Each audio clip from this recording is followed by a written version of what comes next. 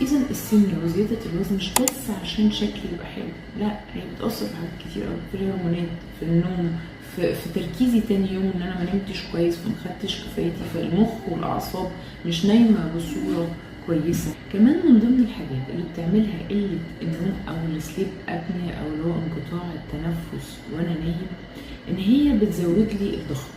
ليه؟ انا جسمي مش واخد كفايه. ايه بقى من النتائج بتاعتها؟ زياده الضغط، زياده السكر، التهابات في المفاصل، التهابات في جسمي كله.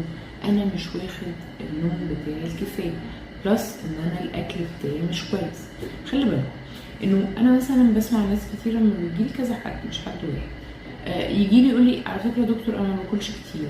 تمام، انا باكل هي وجبه واحده مش عارف ليه بزيد. تعالى براجع معاهم، طب انت بتعمل ايه خلال اليوم؟ ولا حاجه، انا باكل مثلا كيسين شيبسي، باكل بسكوتات، وباكل مش عارفه ايه، وبالليل اقوم واكل الوجبه بتاعتي. هو مش بيحسب